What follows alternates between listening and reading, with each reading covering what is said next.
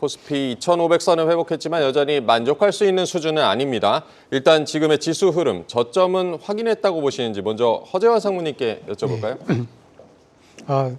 아무래도 이제 주식시장에서는 이제 저점을 좀 통과했을 가능성은 높다라고 생각을 좀 하고 있습니다. 네. 많은 분들이 지적하셨던 것들처럼 그 PBR로 저희들이 이제 주식시장의 어떤 바닥을 많이들 보게 되는데요. 지금보다도 주식시장의 PBR이 낮았던 경우는 코로나19 때밖에 없었거든요. 네. 그러니까 이제 뭐 저희도 빠질 만큼은 빠졌다라는 거를 지금 한국 주식시장에서의 어떤 밸류에이션 지표에서는 좀 확인할 수가 있기 때문에 뭐 코스피가 뭐 저점을 통과했을 가능성이 그래도 좀 높지 않겠나 이렇게 좀 보고 있습니다.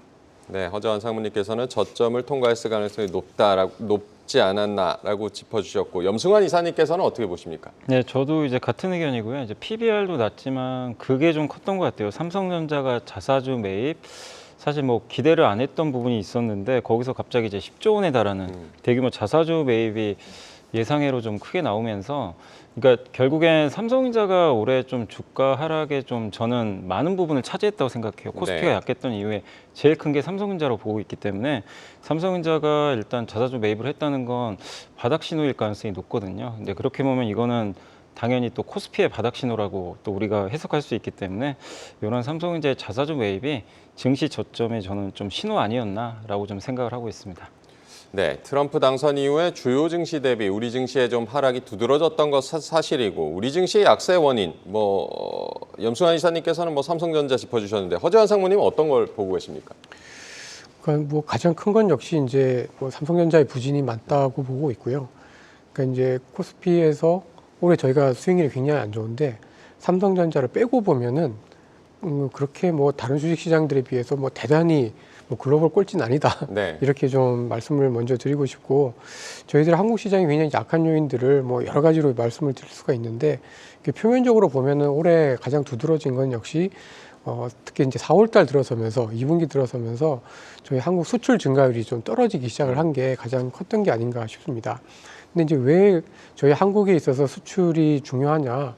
물론 뭐 저희가 이제 수출을 주력으로 하는 이제 산업 구조를 갖고 있기 때문이기도 한데요. 네. 저희 같은 경우에는 아시겠지만 캐펙스가 많은, 그러니까 투자가 많은 산업 구조를 좀 갖고 있기 때문에 수출해서 돈을 벌지 못하게 되면 전반적으로 저희 기업들 이익에 대한 어떤 불확실성이 좀 커진다라는 구조적인 좀 요인들이 좀 있습니다.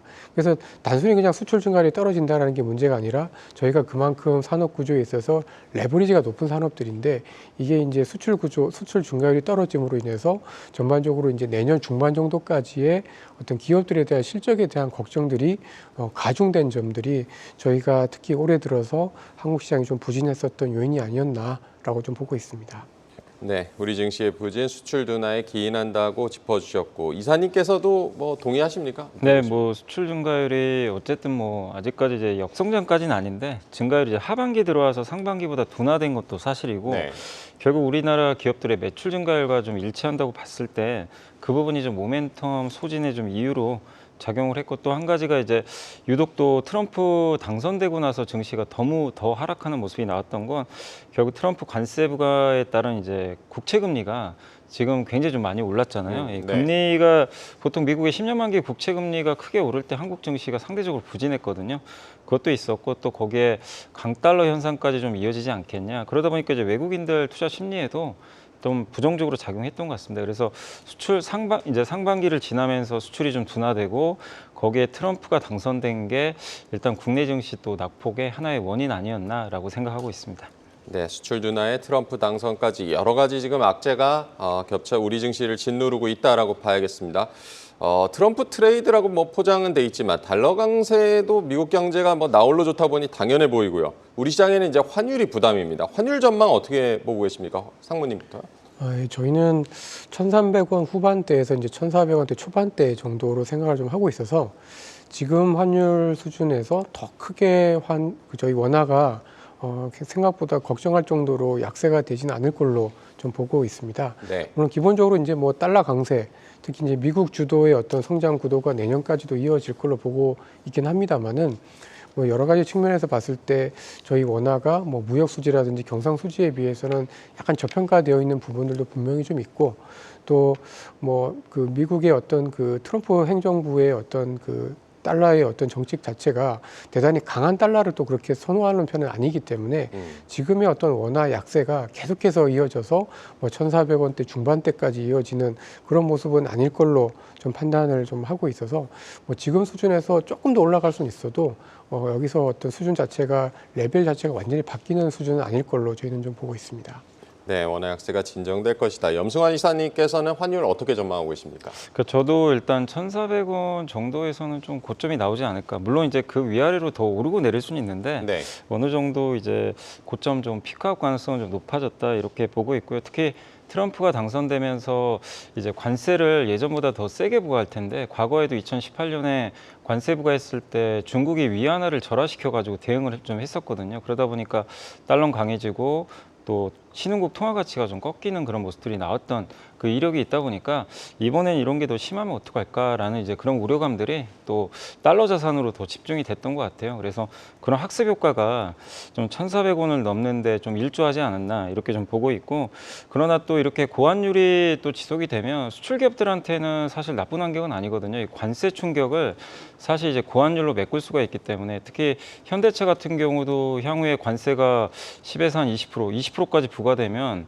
영업이익의 30% 정도가 좀 사라질 수도 있다는 그런 이제 분석들도 나오는데, 여기서 원달러 환율이 100원 정도, 만약에 지금 현대차가 내년에 목표로 하는 이제 원달러 환율이 1,290원이니까 거기서 지금 100원 정도 높잖아요. 그럼 충분히 이게 상쇄가 돼버리거든요. 그래서 고환율이 무조건 뭐 부정적인 건 아닙니다. 근데 이게 위기 때문에 환율이 좀 문제가 생기고 이러면은 상당히 좀 안 좋을 수 있지만, 지금은 뭔가 위기 상황이 아니라 이런 이제 트럼프라는 좀 특수한 효과 때문에 좀 이게 발생했기 때문에 고환율 자체가 정말 우리나라 증시를 계속 좀 누르는 그런 현상이 좀 장기화되지는 않을 것 같고, 또 오늘 그 지난 주말에 이제 스콧 베센트가 그 재무장관 이제 지명자로 임명된 게 좀 많이 이슈가 됐는데, 또 이분 스타일이 약달러를 선호하는 스타일이기 때문에 오늘 좀 달러가 떨어지더라고요. 그래서 그런 걸 보면 1,400원은 좀 어느 정도 이제 고점은 나오지 않았을까. 다만 이제 과거보다 높은 레벨의 좀 그 환율은 조금 더 이어질 가능성이 있다라고 생각은 하고 있습니다. 두 분 모두 환율 상방 압력은 좀 제한적일 것이다라고 짚어주셨고요. 아까 잠깐 언급은 해주셨지만 증시가 좋으려면 결국 기업 실적이 좋아야 할 텐데, 코스피 영업이익 전망치 보니까 하향 추세고 내년에도 좀 밝지가 않습니다. 상장사 이익 흐름 어떻게 보고 계시는지 허재환 상무님께서도 먼저. 네. 그러니까 어떻게 보면 이제 수출 증가율이 떨어지다 보니까 기본적으로 이제 올해 그다음에 내년도 기업 이익에 대한 기대치도 함께 떨어지고 있는 것 같습니다. 그리고 이런 거는 결국은 이제 수출에서 원인을 찾아야 되니까 네. 결국 이게 해결되는 방안도 수출이 언제쯤 이제 바닥을 칠 거냐, 이제 요게 여기서 좀 그 진단을 좀 해야 될 걸로 좀 판단을 좀 하고 있는데요. 근데 이제 지금 수출 이익 추정치가 좀 떨어지고는 있는데, 여전히 이제 그 올해부터 내년도에 대한 기업의 이익에 대한 기대치가 제가 보기에는 아직까지 조금 높은 것 같습니다. 그러니까 이제 지금 컨센서스라고 하잖아요. 네. 이게 그동안에 이제 워낙 높게 형성이 되어 있다 보니까 아직까지는 이제 충분히 내년도에 저희 경제 성장률이 뭐 한 1% 내외로 보고 있고, 뭐 지금 뭐 관세라든지 이런 불확실성이 놓여 있는 거에 비해서는 내년도 실적에 대한 기대치가 아직은 조금 높지 않나라는 생각이 좀 들고, 결국은 이제 저희가 좀 눈높이가 조금 더 낮아질 필요는 있을 것 같다라고 생각을 좀 하고 있습니다. 그러니까 뭐 예를 들면 과거에 저희 한국의 경제 성장률이 이제 그러니까 한국의 코스피 그 기업 이익이 한 2자릿수대를 넘어서려면 적어도 저희 실질 경제 성장률 기준으로는 한 2%대 중후반대 정도는 나와줬었을 때 저희가 이제 기업 이익이 이제 2자릿수대 나왔는데요. 아마도 내년도에 경제 성장률 2%가 안 된다라고 하면은 내년에 좀 이익 성장률이 좋게 나온다고 하더라도 한 자릿수대 중후반대를 넘기는 좀 쉽지 않을 거다, 이렇게 좀 보여져서 뭐 전반적으로 좀 이익 추정치도 좀 하락을 좀 하고 있는데, 뭐 이 부분은 뭐 어쩔 수 없다 치더라도 아직까지도 이제 내년도에 대한 기대치들이 좀 높기 때문에 이 부분이 조금은 더 하향 수정될 필요가 있을 거다, 이렇게 좀 보고 있습니다. 네, 내년 상장사 이익 눈높이를 좀 낮출 필요가 있다라고 조언을 해주셨고, 상장사 이익 흐름 염승환 이사님께서는 어떻게 보고 계십니까? 일단 이제 말씀하신 대로 이익 추정치가 아마 앞으로도 좀 낮아질 가능성은 있는 것 같아요. 여전히 좀 높은 상태인데 다만 이제 주가는 좀 미리 좀 선반영을 했다고 보고 있습니다. 이제 내년도에 대한 좀 전망들이 좀 불투명해지다 보니까 그 주가는 먼저 항상 그렇지만 선제적으로 먼저 반영을 해버리거든요. 그리고 이제 애널리스트 추정치가 뒤따라서 또 하향 조정되는 경우가 많은데 오히려 추정치가 이제 나중에 크게 꺾이고 나서는 바닥 찍는 경우가 훨씬 많았기 때문에 추정치 하향 조정은 아마 나중에 뒤따라서 오지 않을까. 그게 꺾인다고 해서 또 새로운 하락이 시작이 아니라 오히려 좀 바닥을 다질 수 있다라는 측면도 고민해 보시면 좋겠고, 그리고 내년에 좀 제일 중요한 게 결국엔 삼성전자인데 내년 하반기에 이제 지금 상반기까지는 전통 반도체, 그러니까 PC나 스마트폰에 들어가는 이 반도체 수요가 좀 좋지 않을 걸로 지금 예상들을 많이 하고 있기 때문에 상반기까지는 모멘텀이 조금 떨어진 건 사실인데 내년 하반기에 또 애플 인텔리전스가 탑재된 AI 폰이 이제 또 새롭게 또 출시가 될 거고 또 D램 용량도 올라갈 것 같고 또 내년에 윈도우 10 이제 어쨌든 교체를 해야 되거든요. 보안 업데이트를 안 해주기 때문에 그 수요가 만약에 내년 하반기에 전통 반도체 업황을 좀 돌리는 데 기여를 하면 하반기부터는 조금씩은 또 나아지는 분위기가 나올 수 있거든요. 그래서 상반기까지는 좀 부진하더라도 일단은 좀 하반기를 한번 기대하는 그런 좀 이익도 우리가 한번 좀 바라보면 좋을 것 같습니다. 그래서 내년에 상저하고 쪽으로 이익은 한번 보면 어떨까 이렇게 생각은 하고 있습니다. 내년 기업이익은 상저하고로 좀 기대를 해보자라고 짚어주셨고요. JP모건이 한국 증시를 두고 경기 순환을 타는 시클리컬 마켓이라고 표현을 하면서 글로벌 경기 둔화가 한국 주식시장에 부담을 주고 있다라고 진단을 했습니다. 이 의견 상무님은 어떻게 보십니까? 이 의견은 뭐 한 30년 동안 계속 나온 이야기라서 네. 뭐 새로운 건 없는 것 같고요. 근데 이제 그만큼 저희 시장이 그 주변국 수요에 굉장히 예민하다라는 의미인 거죠. 그리고 특히 지금 미국 경기를 주도를 하고 있는 거는 제조업보다는 서비스업인데 네. 저희는 이제 제조 비중이 워낙 높기 때문에 아무래도 저희가 이제 경기 순환에 민감한 그러면서도 제조업 경기에 좀 더 예민하다 보니까 상대적으로 이제 제조업 경기가 안 좋을 때 저희 시장에 대한 어떤 매력도가 좀 떨어진다라는 의미로 저희가 좀 봐야 될 것 같고요. 근데 또 다만 이게 또 반전의 의미가 또 있는 게 그만큼 또 글로벌 경기가 바닥이 쳤을 때는 저희가 또 좀 의외로 또 선전할 수 있는 계기도 좀 되기 때문에 아마 내년 중반을 넘어가고 나면 특히 관세에 대한 여러 가지 불확실성이 좀 완화가 되게 되면은 아무래도 이제 이런 부분에 대한 경기 순환에 대한 어떤 우려들도 완화가 되면 그때부터는 그래도 저희 시장이 한 번은 또 좀 저희가 관심을 갖고 좀 그 눈여겨봐야 되는 시점이 또 오고 있을 수도 있다 이렇게 좀 보고 있습니다. 네, 글로벌 경기 둔화 우려. 염승환 이사님께서는 어떻게 진단하고 계십니까? 네, 뭐 말씀하신 대로 한국 뭐 시크리컬 시장이라고 좀 많이들 얘기하는 것처럼 경기에 뭐 전 세계에서 제일 민감한 좀 시장 중에 하나죠. 그래서 글로벌 경제 성장률이 이제 바닥에서 돌릴 때는 정말 누구보다 앞서서 급등을 하는데 성장률이 이제 둔화된다는 막 그런 조짐들만 나오면 그게 시연이 안 됐는데도 미리 이제 좀 주가가 급락하는 그런 현상들이 나오기 때문에 항상 이제 우리나라 증시를 볼 때 좀 박스피에 좀 갇혀 있을 수밖에 없는 그런 상황이고 특히 반도체라든가 자동차 또 믿었던 2차 전지도 사실은 지금 1년 지나고 보면은 경기에 영향을 안 받는 업종이 아니라 받는 업종이 돼버렸죠. 그러다 보니까 주요 대표 기업들이 다 어떻게 보면 경기 민감주입니다. 그래서 이 영향은 뭐 당분간 이어질 수밖에 없고 그래서 내년 글로벌 경제 성장률 전망치도 뭐 소폭이지만 좀 하향 조정됐거든요. 그런 거 보면 아직까지 우리나라의 이런 산업 구조상 이 결국 글로벌 경기가 아주 탄탄하게 고성장하지 않는 이상은 어쨌든 모멘텀은 그렇게 크게 나오기는 좀 어려운 상황인데 다만 이제 우리가 여기서 나쁘게만 볼 게 아니라 한국도 좀 저는 개인적으로 체질 개선을 좀 많이 하고 있는 것 같아요. 왜냐하면 삼성 바이오로직스 같은 산업은 위탁 생산을 하죠. 이제 어떻게 보면 대만의 TSMC가 경기를 잘 안 타잖아요. 고객사도 탄탄하고. 근데 삼성바이오가 그런 걸 지금 보여주고 있죠.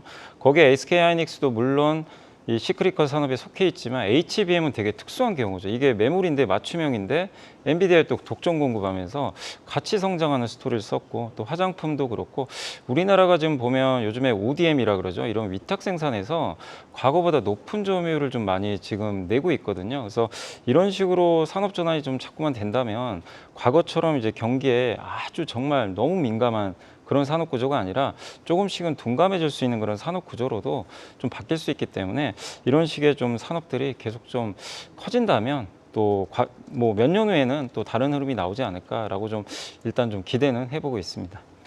네, 우리 증시 아까 뭐 말씀을 해주셨지만 삼성전자의 부진이 좀 컸다고 봐야겠고요. 주말에 엔비디아 젠슨왕 CEO가 HBM에 좀 긍정적인 얘기를 했습니다. 삼성전자의 앞날이 어떻게 되는지도 좀 궁금한데 허재한 상무님은 어떻게 보십니까? 예, 뭐 사실 좀 잘했으면 좋겠죠. 네. 잘했으면 좋겠는데 뭐 지금 이제 현재 주가는 굉장히 좀 싼 편이다라고 보고 있습니다. 그러니까 뭐 삼성전자가 정말 망하지만 않는다라고 하면은 충분히 사볼 만함직한 가격 레벨에 들어왔다라고 좀 볼 수가 있는데 사실 뭐 근데 이제 주가가 싸다고 해서 올라가는 건 아니잖아요. 그러니까 미래에 대한 어떤 기대, 그다음 투자자들의 어떤 눈높이를 맞출 수 있는 어떤 성장에 대한 스토리가 좀 있어줘야 되는데 그 부분에 대해서는 아직까지는 좀 불투명한 측면들이 좀 있어서 이제 내년 상반기 정도까지는 조금 어렵지 않을까라고 좀 보고 있습니다. 그래도 이제 삼성전자가 뭐 반성문까지 쓰면서 여러 가지 혁신에 대한 이야기들을 약속을 했기 때문에 아마 그 효과들이 아마 시차를 두고 조금씩 나올 걸로 저희는 좀 판단을 좀 하고 있고 삼성전자가 조금 더 힘을 내게 된다고 하면은 사실 이제 올해와 같은 저희 코스피의 어떤 급락이나 다른 시장들 대비해서 굉장히 좀 부진한 흐름은 상대적으로 좀 줄어들지 않을까라고 좀 예상을 하고 있습니다. 네, 삼성전자 주가 6만 원을 향해 가고 있긴 하고요. 삼성전자의 앞날 여미사님께서는 어떻게 보십니까? 그러니까 이제 저도 생각해도 저는 이제 6만 전자는 안 깰 줄 알았는데 사실 이제 4만 전자까지 한번 볼 정도로 너무 좀 충격적인 좀 주가 하락이 나왔는데 좀 공포가 좀 있었던 것 같고 또 위기도 좀 너무 과장된 감이 있지 않았나 그런 생각이 듭니다.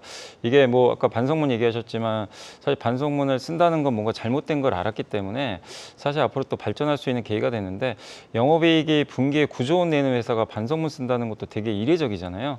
근데 그만큼 이익 체력은 탄탄해요. 탄탄한데 다만 이제 이 이익이 앞으로 유지될까 여기에 대한 우려감들이 뭐 주가에 계속 좀 작용하고 그 엔비디아에 도대체 언제 공급하냐 이런 신뢰도 좀 깨지다 보니까 계속해서 좀 안 좋은 주가 흐름들이 나왔는데 젠슨왕 CEO도 언급을 한 것처럼 이게 립 서비스인지 진짜로 통과된 건지 아직은 알 수는 없지만 어쨌든 이제 거의 이제 발언에 의하면 거의 임박한 것 같고 이 얘기는 뭐냐면 HBM 이제 세대 수가 올라갈수록 결국 이제 공급받기가 점점 쉽지가 않거든요. 그리고 특히 이제 이번에 엔비디아가 블랙을 이슈로 한번 곤혹을 또 치렀기 때문에 공급망 관리에 신경을 많이 써야 된다. 그러면 결국 단일 벤더라 그러죠. 하이닉스에 의존하는 거는 젠슨왕 입장에서도 상당히 부담될 수밖에 없습니다. 그래서 어느 정도 만족스러운 테스트 결과만 나온다면 삼성 것도 이제는 좀 받아들이겠다. 그러면 삼성이 들어갈 확률, 물량은 좀 적을 수 있는데요.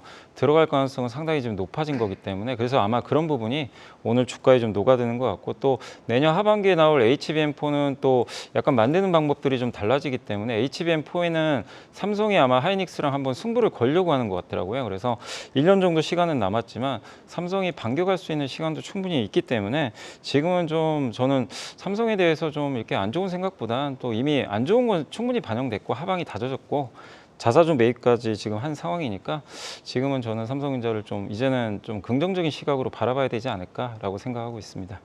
네, 삼성전자 HBM 랠리에 올라타는 게 좀 중요하겠습니다. 우리 수출 비중이 높은 우리 같이 수출 비중이 높은 나라는 미국과 중국의 경기도 중요한데 중국의 경기 회복이 특히 지금 중요하고요. 중국 경제 부양책 나오긴 했는데 상무님께서는 중국 경제 전망 어떻게 보십니까? 사실 이제 중국 그 경제는 내년에도 쉽지는 않을 겁니다. 근데 전반적으로 봤을 때 지금 중국의 스탠스는 그 트럼프의 어떤 관세 정책에 조금씩 대비를 하고 있는 모습인 것 같아요. 네. 그러니까 어떻게 보면 중국에서 이제 예를 들어서 이제 중국에서 최근 들어서 이제 특별국채라는 거를 발행을 하려고 하고 있는데 이 특별국채라는 거는 저희가 잘 알고 있는 IMF 외환위기나 2008년 글로벌 금융위기 때 그리고 이제 코로나 때 이때 외에는 발행하지 않았던 정말 특별한 부양책입니다. 그래서 이런 것들을 지금 지방 정부 부채 문제를 해결하기 위해서 조금씩 이제 발행할 계획이고 이게 아마도 이제 내년 1월 달에 트럼프 취임한 이후에 100일 안에 관세라든지 이런 부분에 대한 부담이 좀 커지게 되면은 그때부터 또 추가적인 어떤 부양책들이 좀 나올 걸로 좀 보여집니다. 예를 들면은 은행들의 어떤 자본 확충이라든지 그다음에 소비 확대라든지 이런 정책들이 나올 텐데 아무래도 이제 다른 것보다도 지금 중국의 경제를 누르고 있는 가장 큰 요인들 중에 하나는 결국 이제 부동산이잖아요. 근데 이제 지금 이런 특별국채를 발행을 해서 지방 정부를 안정을 시키고 그 다음에 이제 은행들을 안정을 시킨다라는 거는 결국 이제 본격적으로 부동산을 시장을 붐업시킨다는 그런 의미는 아니겠지만 적어도 안정을 시키겠다라는 의지가 좀 있고 결국은 이제 이런 부분들이 내년 아마 중반 이후에는 중국 경기도 더 나빠지진 않을 걸로 좀 판단을 좀 하고 있습니다.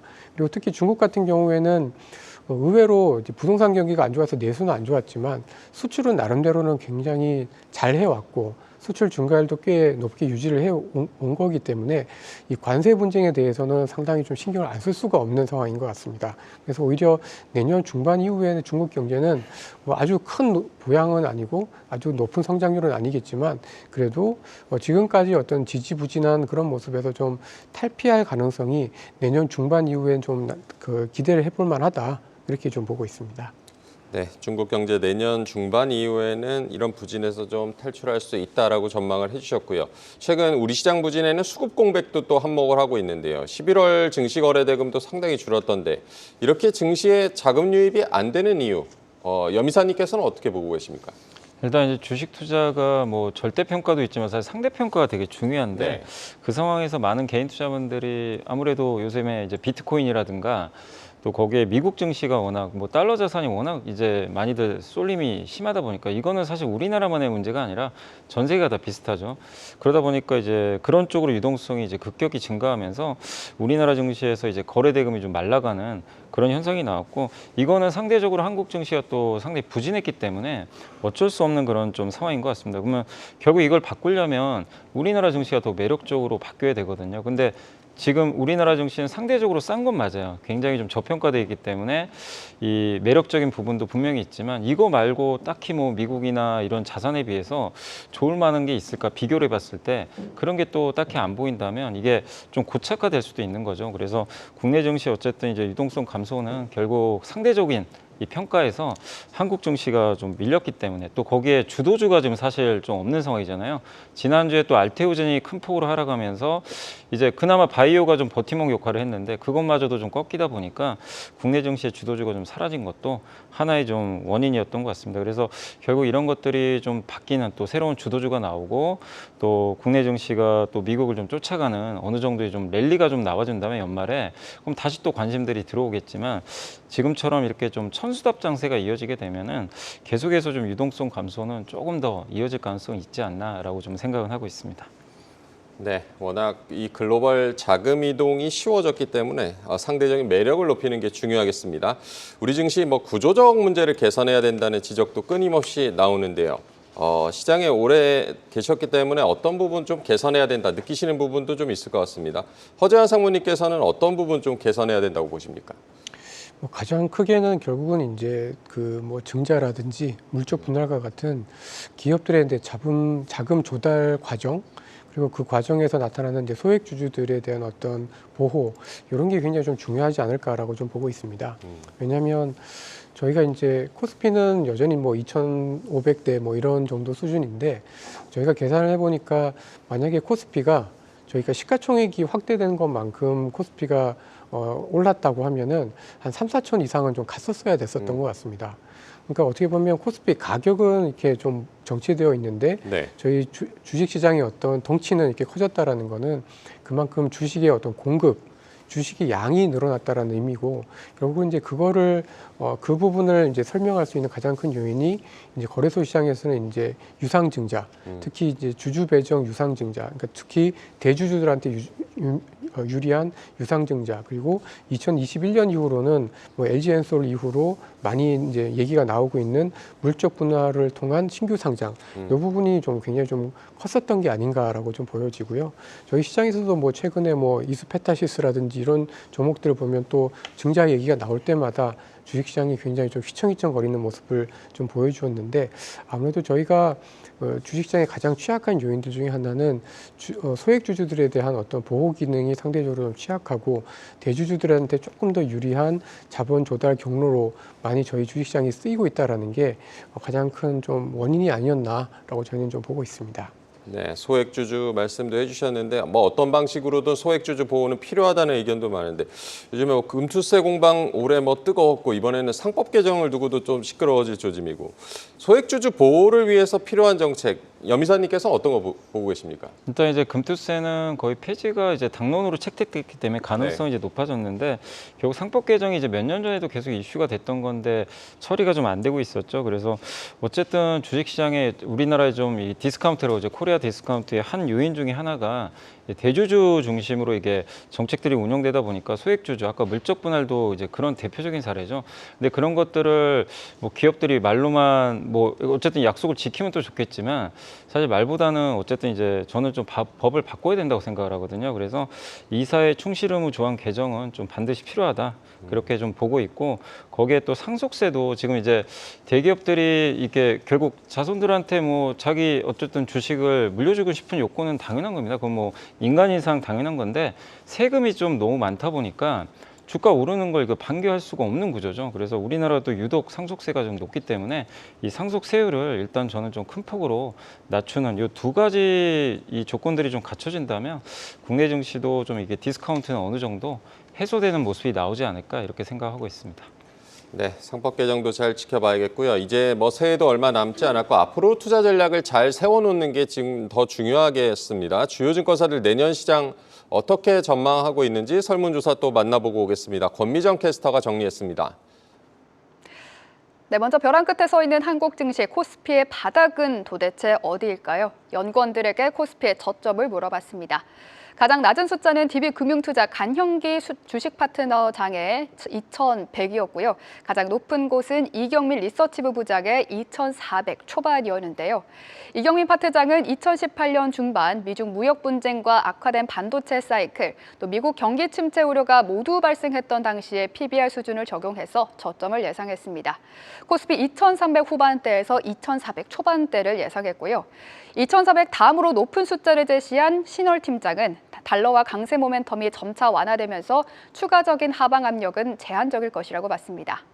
한지영 키움증권 연구원 또한 지수 저점은 지난 11월 13일 후행 PBR 0.85배 레벨에서 확인됐다고 판단하면서 이후 최악의 시나리오가 발생하더라도 PBR 0.81배 수준인 2,310포인트가 극한의 바닥일 거라고 확인했습니다. 하지만 NH투자증권 김영환 연구원 팬데믹 때를 제외한 역사적인 PBR 하단을 적용해서 코스피 저점 2,250포인트를 제시했고요. 가장 낮은 저점을 제시한 건 강현기 파트장인데요. 강현기 파트장은 아직 바닥을 확인하지 않았다고 평가했습니다. 이번 하락장에서 코스피 저점은 IT 버블 붕괴 때 기록했던 PBR 0.75배 수준을 적용한 2,100포인트로 예상했는데요. 다만 이 숫자보다 더 중요한 것은 한국과 미국의 기준금리가 바닥을 형성할 때 코스피 역시 바닥을 형성할 거라고 평가했습니다. 지수 저점을 가장 낮게 평가한 답변은 물론 지수 저점을 가장 높게 평가한 곳까지 지금 코스피보다 낮은 상황인데요. 그렇다면 내년 코스피 흐름 어떻게 전망이 되고 있을까요? 아쉽게도 5명 중 4명이 1분기 또 더 나아가서는 2분기까지 추가적인 하락세가 이어질 것으로 평가했습니다. 유일하게 이경민 부장은 상고 하적 흐름을 전망을 했는데요. 상반기에 미국의 제조업 경기 회복과 함께 유럽과 중국의 경기 회복 가시화에 따라 한국의 기업이익 개선 가능성이 높다고 평가했고요. 금리 인하 사이클과 맞물려 채권 금리와 달러와 더 하향 안정화를 찾으면서 한국 증시가 상대적 약세를 벗어날 것으로 예상했습니다. 반면 강현기 파트장, 2025년 중후반까지는 추가 하락을 전망을 했습니다. 역사적으로 시장 고평가와 경기 연착륙이 맞물릴 경우 주식시장은 하락했는데 미국이 내년 상반기 여기에 해당한다는 겁니다. 미국의 하락에 따라서 우리나라는 함께 하락할 것으로 예상했는데요. 다만 기준금리 바닥을 확인한 중후반 이후에는 진정세에 들어갈 것으로 봤습니다. 신월 투자전략팀장 또한 25년 초에는 주가 정체 또는 하락세를 시현할 것으로 전망했습니다. 하지만 이후에는 미국과 유럽, 한국 등 주요국들이 금리 인하 사이클에 진입하면서 투심이 선제적으로 회복될 것으로 전망했습니다. 각 연구원들의 25년 밴드는 2,380에서 3,000, 2,100에서 2,800, 그리고 2,400에서 2,900을 전망했습니다. 김영환 연구원과 한전 연구원도 살펴보시죠. 두 연구원 모두 1분기는 하락을 전망했습니다. 다만 김영환 연구원은 미국의 금융규제 완화 이후 유동성이 확대되고 또 트럼프 정부의 정책이 공약보다는 온건한 가능성이 있다면서 2분기 상승을 전망했고요.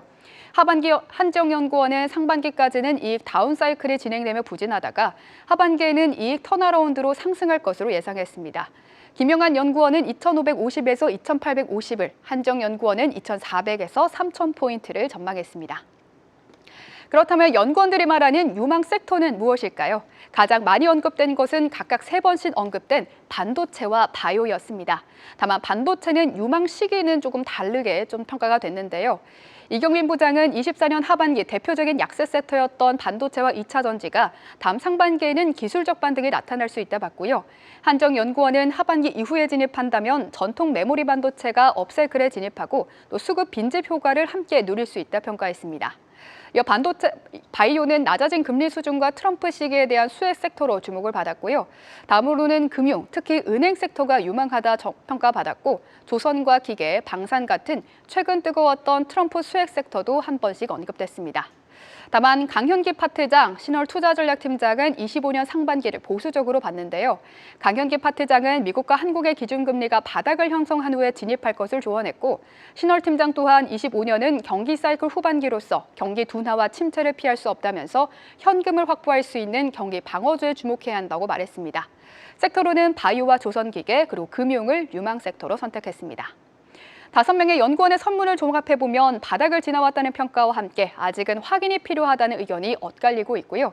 25년 상반기는 전반적으로 약세장이 전망되고 있습니다. 이후 시장에 대한 자세한 이야기와 대응 방법 이어서 확인하시죠.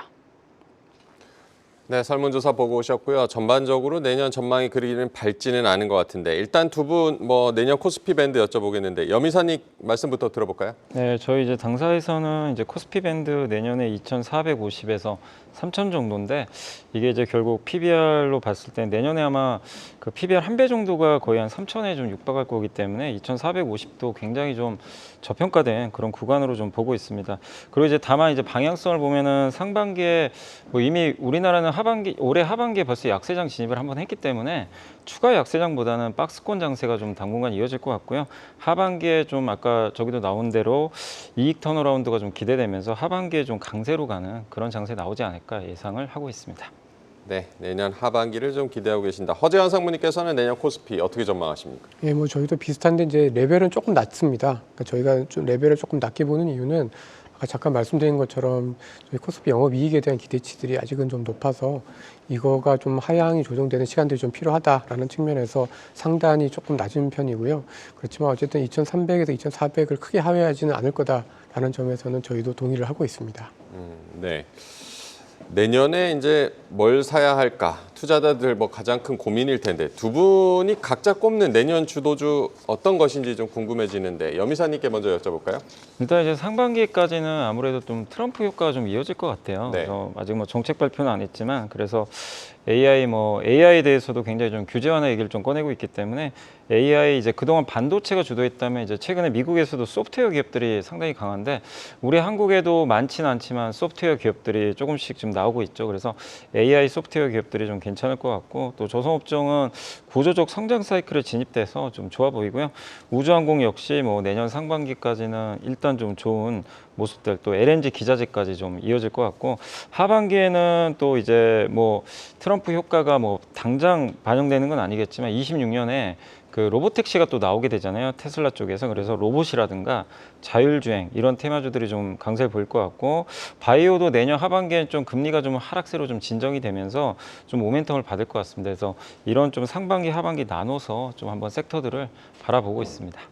네, 상반기, 하반기 유망 섹터들 나눠서 말씀을 해주셨고요. 허재환 상무님께서는 내년 주도주 어떤 거 보고 계십니까?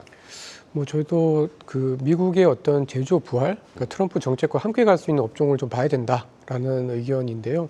그럴 수 있는 업종들이 결국은 이제 전력기기, 에너지 이런 쪽들이고 조금 다소 특이하게 좀 볼 수 있는 부분은 저희는 2차 전지 쪽도 좀 좋게 보고 있습니다. 그동안 워낙 좀 안 좋았었고 뭐 트럼프 정부가 뭐 IRA라든지 이런 보조금들을 좀 줄인다고 하더라도 다 줄일 수는 없기 때문에 뭐 2차 전지 쪽은 뭐 저평가에 대한 어떤 매력뿐만 아니라 의외로 좀 성장할 수 있는 새로운 좀 활로를 좀 찾지 않을까라고 저희는 좀 보고 있습니다. 네, 여러 가지 섹터들을 언급을 해주셨고 이렇게 유망 섹터로 꼽아주신 것들이 다 같이 올라가면 좋겠습니다.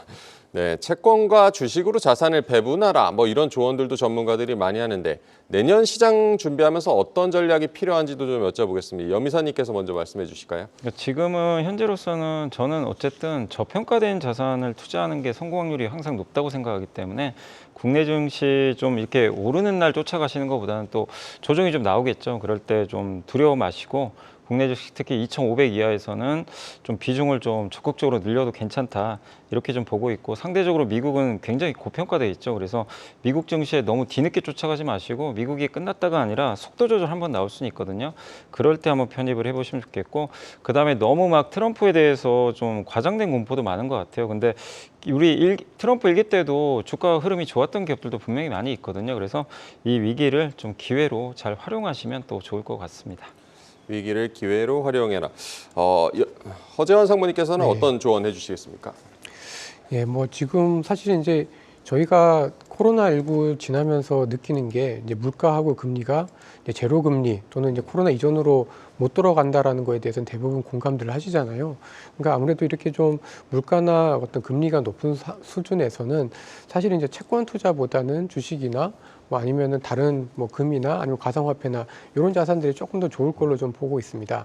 다만 이제 채권을 만약에 투자를 하셔야 되는 어떤 수요들이 어쨌든 이렇게 생기고 있기 때문에 그런 부분에 있어서는 차라리 미국보다는 저희 국내 채권 비중을 조금 늘리는 것도 사실은 좀 방법이 될 수 있지 않을까라고 예상을 하고 있습니다.